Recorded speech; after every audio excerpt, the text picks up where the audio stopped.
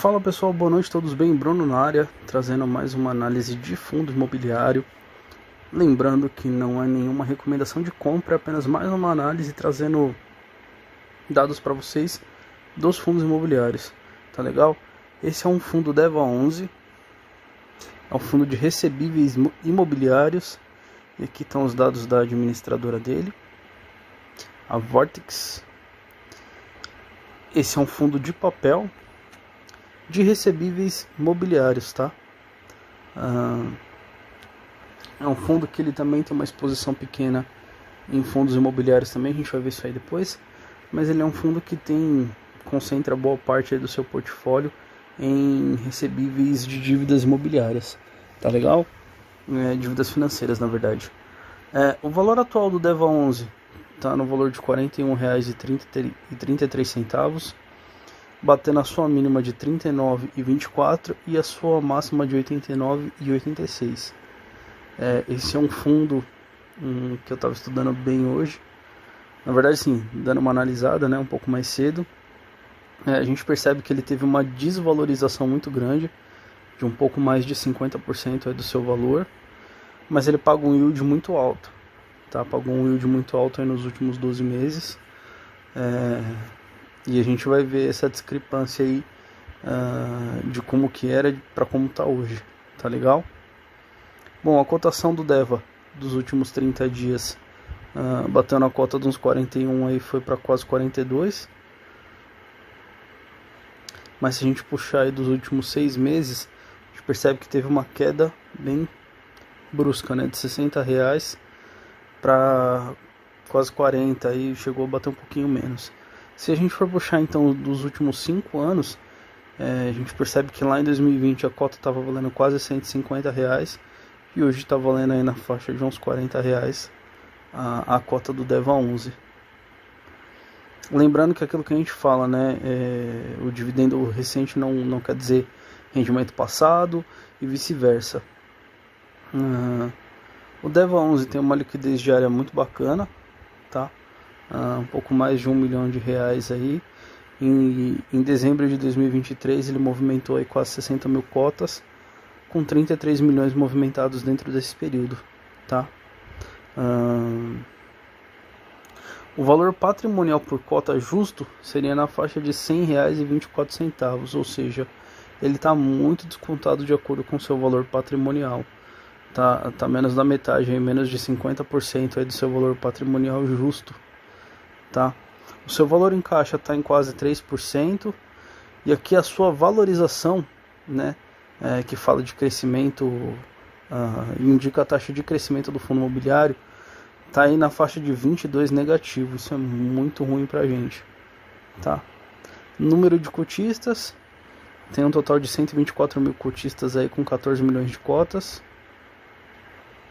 O último rendimento que foi pago aí nesse mês foi de 42 centavos aí, com uma taxa de quase de 1% em cima da cotação base.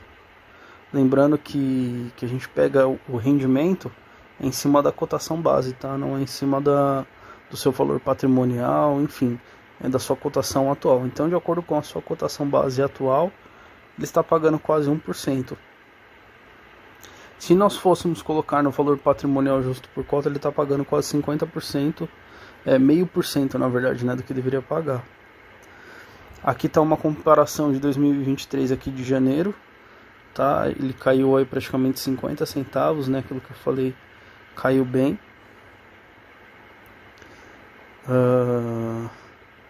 Mas se a gente for ver bem, é um fundo imobiliário que vem decaindo aí ao longo do tempo um pouquinho seus investimentos, seus rendimentos, na verdade, perdão.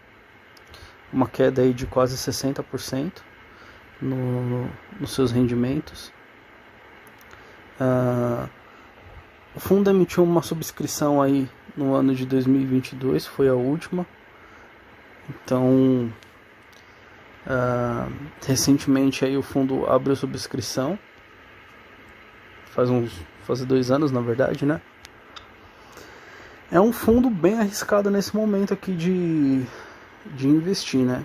Eu particularmente não tenho DEVA11 na minha carteira, e é um fundo que eu particularmente assim já tinha ouvido falar, mas nunca pesquisei a fundo. Aí hoje fui dar uma olhada, hoje me trouxe esses dados aí bem...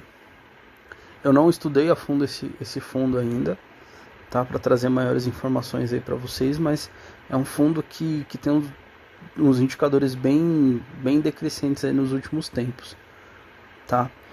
Uma boa para quem está procurando oportunidade, mas ao mesmo tempo é um risco, né? Você tem a oportunidade de comprar ele com muito desconto hoje, ou muito descontado. Hoje, na verdade, pelo que ele está dando de rendimento, está no preço justo. Mas o valor que deveria estar não está batendo, né? Por que a gente fala que é o preço justo? Vamos voltar lá no fundo imobiliário, lá a gente vai voltar na parte de indicadores, para a gente entender. Todo fundo imobiliário, os fundos de tijolos, eles têm um ativo lá que é o prédio. O prédio ele tem um valor fixo, um valor X lá, 5 milhões, beleza. O prédio, a tendência é ele não desvalorizar, a tendência é ele se valorizar ao longo do tempo. Aqui com os fundos de papel, o que acontece? Obrigatoriamente, todos os fundos imobiliários eles têm que repassar 95% do seu lucro para os seus acionistas. Aqui o fundo, na verdade, por mais que o valor patrimonial dele seja esse, ele vale o quanto ele entrega, porque principalmente o fundo de papel, você não tem possibilidade de valorizar o papel, né? Uma dívida ela não se valoriza, na verdade você tende a perder, né? E quando o cliente deixa de pagar, na verdade isso acumula juros, mas ao mesmo tempo isso é negativo, porque você não sabe quando que você vai receber, muitas das vezes você tem que renegociar essa dívida. Então, principalmente os fundos de papéis, eles demoram a se valorizar justamente por isso. Porque as dívidas elas não se valorizam, muito pelo contrário, né?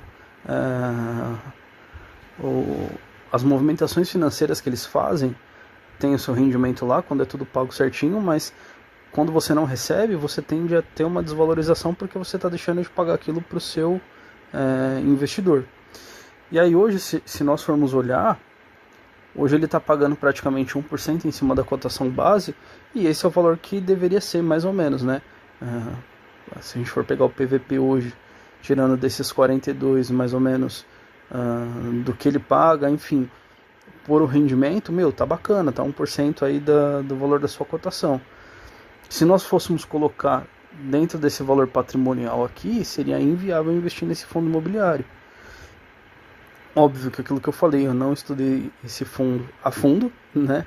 Então eu não sei por qual motivo que esse rendimento caiu ou porque ele vem caindo, mas a gente já teve outros exemplos. Se a gente for pegar a Tord, HCTR, que são fundos imobiliários mais high yield, né, que são mais arriscados, a gente teve a mesma queda no HCTR, com valor patrimonial alto, porém, como caíram os rendimentos do fundo imobiliário, automaticamente o seu valor foi perdendo mercado.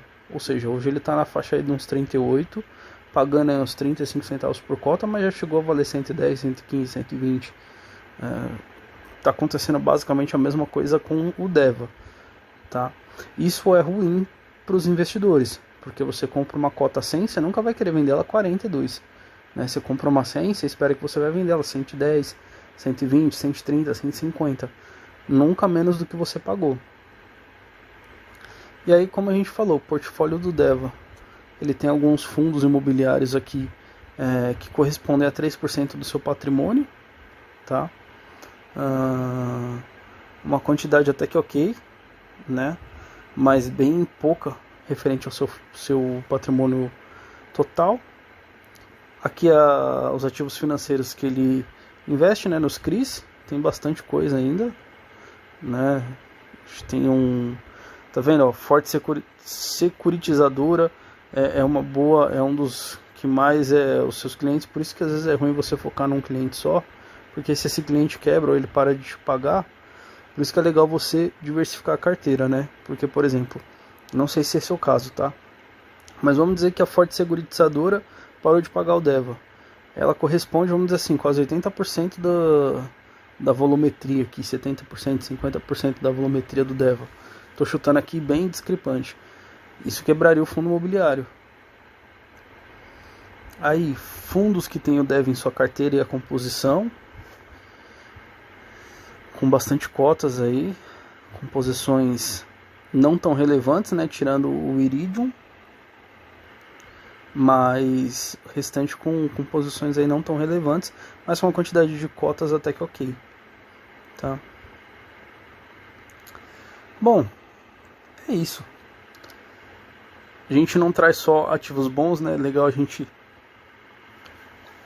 trazer ativos aí que tem esses altos e baixos aí pra gente entender que no mercado de fundos imobiliários, no mercado financeiro, principalmente de renda variável, justamente a gente fala de renda variável porque a gente tem essas altas e baixas, né? A gente percebe que aqui em pouco tempo, aí, em menos de um ano, aí, um ativo ele deixa de valer 100 para valer metade do que ele valia, por N motivos aí do mercado, tá? Pode ser aquilo que eu falei, que a gente enxergue como uma possibilidade de investimento, né? Porque ele está valendo metade do seu valor patrimonial, a tendência é que ele volte, ou seja muito arriscado e ele perca muito mais esse valor. Então a gente fica na balança aí, pode ser que ele não recupere. Isso depende muito da gestora, né? Da gestão, de como vai ser feita essa recuperação. Mas aí a gente pode enxergar como um fundo de risco ou um fundo de oportunidades. Beleza? Espero que vocês tenham gostado aí. Comentem, compartilhem. Deixem dúvidas aí, sugestões, próximos fundos imobiliários. E é isso aí, tamo junto. Valeu!